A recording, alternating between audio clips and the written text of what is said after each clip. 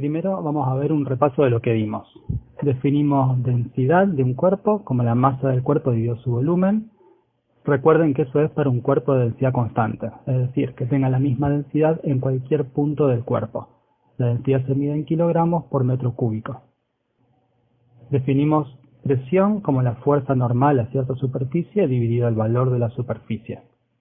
Se mide en newtons sobre metro cuadrado, que se denomina pascal. Recuerden que cualquier fuerza aplicada sobre la superficie se puede descomponer como la suma de dos fuerzas, una paralela y otra perpendicular a la superficie. Solo la componente normal, es decir, perpendicular a la superficie, es la que entra en la definición de presión. La presión tendrá cierto valor en un punto del fluido. La fuerza producida por esa presión sobre una superficie tendrá dirección perpendicular a la superficie y valor P multiplicado por el valor de la superficie. Calculamos también cómo depende la presión con la profundidad si la densidad es constante, que es válido por ejemplo para el agua. La presión a una profundidad h es igual a la presión en la superficie más ρ por g por h, donde h es la profundidad, g es la aceleración de la gravedad y ρ la densidad del fluido. Generalmente cuando usemos esta ecuación, P0 es la presión atmosférica y ρ la densidad del agua. Si la densidad no es constante, sino proporcional a la presión, que es una suposición válida para el aire en la atmósfera, la presión decrece exponencialmente con la altura de la siguiente manera. P0 por E a la menos ρ por G sobre P0 por H, donde pH es la presión a una altura H, P0 es la presión a la altura considerada 0, ρ0 es la densidad del fluido a esa altura y G la aceleración de la gravedad. Vimos también que si un objeto de volumen B y densidad ρ objeto se sumerge en un líquido de densidad ρ líquido, en este caso se sumerge en volumen B sum de sumergido, recibe en el centro del líquido desalojado, es decir, en el centro de B sum, una fuerza ascendente de valor E igual a densidad del líquido por aceleración de la gravedad por el volumen sumergido, siendo su máximo valor cuando está totalmente sumergido, cuando B sumergido es igual al volumen del objeto. Con estos conceptos pudimos entender por qué es peligroso el dióxido de carbono acumulado en una habitación sin ventilación, por qué flota un barco de acero si el acero no flota, y cómo es posible que no se vuelque hacia los costados, cómo vuela un globo de helio y un globo aerostático, por qué flota el hielo, y por qué solo un 10% de un iceberg sobresale de la superficie del agua. ¿Por qué no puedo tomar mate con una bombilla de más de 10 metros de altura? ¿Cómo respiramos? ¿Y por qué nos falta el aire y hay que hacer una adaptación cuando subimos una montaña? Lo que nos falta ver de hidrostática es el siguiente dispositivo, la prensa hidráulica. Es un recipiente cerrado lleno de algún fluido incompresible, agua o mejor aceite, y dos pistones de áreas A1 y A2. La pregunta es, ¿qué fuerza se ejerce sobre el área A2 si ejerce una fuerza F1 sobre el área A1? Sabemos que la presión en A1 será P1 igual a F1 sobre A1 y sobre el área A2 será P sub 2 igual a F2 sobre A2. Como la presión en todo el fluido es prácticamente la misma, en realidad no importa que sea en todo el lugar la misma, sino que en A1 sea igual que en A2, tenemos que la presión 1 igual a la presión 2. De lo que obtenemos que la fuerza 2 es igual a la fuerza 1 multiplicada por el área 2 sobre el área 1. Es decir, si por ejemplo A2 es 100 veces más grande que A1, la fuerza F2 será 100 veces mayor que la fuerza F1. En ese caso, haciendo una fuerza de 10 kilogramos fuerzas, podrán levantar un auto de 1000 kilos, por ejemplo. Ese es el principio de funcionamiento de cualquier sistema hidráulico, desde un gato hidráulico hasta una retroexcavadora. Bien, por otro lado, sabemos que la energía se conserva, es decir, el trabajo que estoy haciendo del lado 1 tiene que ser el mismo que hago del lado 2. No puede aparecer trabajo de la nada, nunca se observó que pase eso. Si la fuerza que se me está multiplicando, en este caso por 100, tengo que estar perdiendo, entre comillas, otra cosa para que el trabajo sea el mismo. Piensen a ver si se dan cuenta qué cosa estoy perdiendo y me avisan por mensaje o por correo.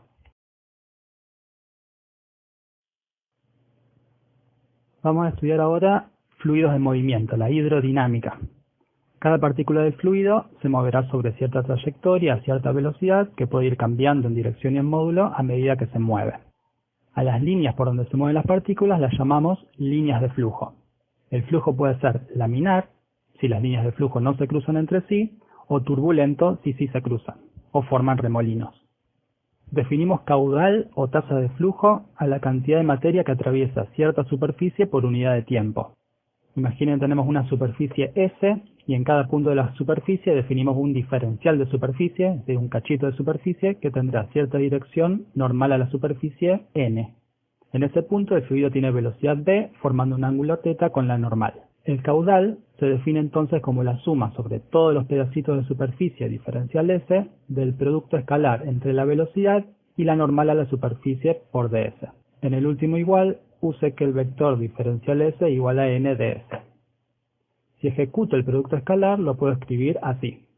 Vamos a usar esta ecuación, pero simplificada al caso donde la velocidad es constante en toda la superficie y cuando para todo punto de S el ángulo θ vale 0, es decir, la velocidad es siempre perpendicular a la superficie.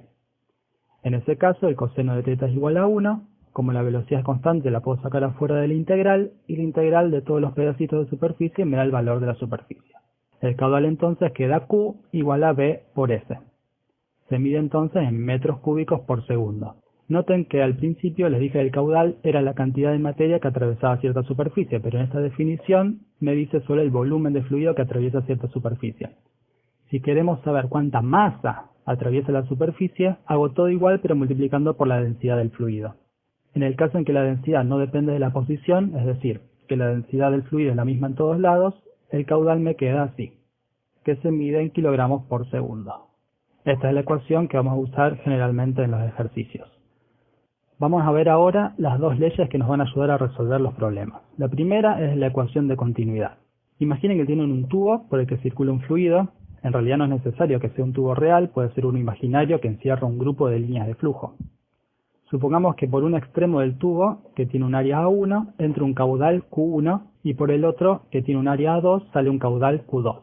Si entre A1 y A2 no entra ni sale fluido, todo el fluido que atraviesa A1 va a atravesar A2.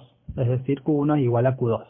Si la densidad ρ es la misma en todo el fluido, como en el ejercicio que vamos a resolver, llegamos que A1 por velocidad 1 igualaría a 2 por velocidad 2. La otra ley que vamos a ver es el principio de Bernoulli. Tiene que ver con aplicar la conservación de energía al fluido. Tenemos otra vez un tubo por el que circula fluido y en el extremo de área A1 a una altura H1 hay una presión P1 y en el extremo de área A2 a una altura H2 hay una presión P2. Entonces, sobre el área A1 se está ejerciendo una fuerza F1 igual a P1 por A1. Y sobre el área 2, de la misma manera, una fuerza F2 igual a presión 2 por área 2. Supongamos ahora que el fluido se está desplazando hacia la derecha.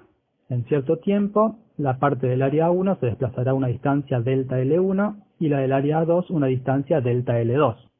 Planteamos el balance energético entre 1 y 2. El trabajo de las fuerzas no conservativas, WNC, es lo que va a cambiar la energía, es decir, es igual al cambio de energía, E2 menos E1. Calculamos primero el trabajo de las fuerzas no conservativas, en este caso F1 y F2. Estamos suponiendo, por ejemplo, que no hay rozamiento. Las únicas fuerzas no conservativas son F1 y F2. La viscosidad es otro mecanismo por el que se puede perder energía, pero no lo vamos a tener en cuenta.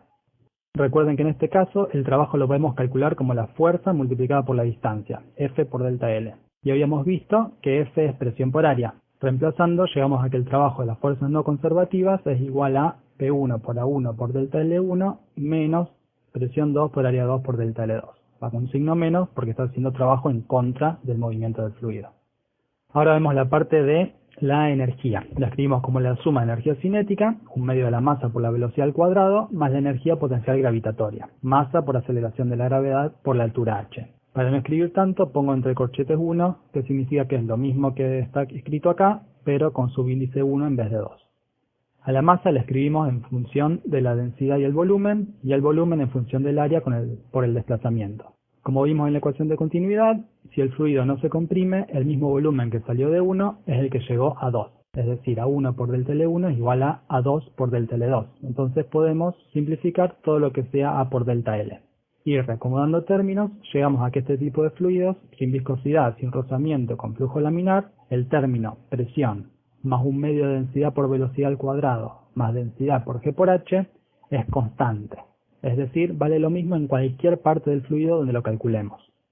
Noten que si el fluido es estacionario, es decir, si las velocidades son 0 y comparamos un punto 1 con un punto 2 que está a una altura h, la ecuación de Bernoulli nos da P1 es igual a P2 más ρ por G por H, que es lo que obtuvimos en hidrostática. Otra cosa que se puede ver es que si la velocidad aumenta, la presión tiene que disminuir. Este efecto, por ejemplo, es el responsable de parte de la sustentación de un avión. Las alas están diseñadas de tal forma que el aire que pasa por arriba del ala tiene una velocidad mayor al aire que pasa por debajo del ala.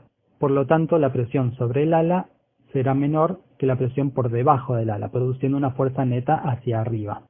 Otro lugar donde se ve este efecto es cuando dos embarcaciones, por ejemplo 2 barcos, 2 canoas o lo que sea, circulan en la misma dirección una cerca de la otra. El agua que está entre medio de las dos embarcaciones va a circular más rápido que la que está por afuera de las embarcaciones, porque tiene menos lugar para pasar, produciendo finalmente una fuerza neta lateral que hace que las embarcaciones se acerquen entre sí. También esta ecuación explica cómo una corriente de aire cierra de golpe una puerta. Cuando comienza a circular aire a través de una puerta abierta, tenemos que de un lado de la puerta hay aire en movimiento y del otro lado el aire está quieto en la habitación. Esto provoca una diferencia de presión entre ambos lados de la puerta, haciendo que la puerta se cierre.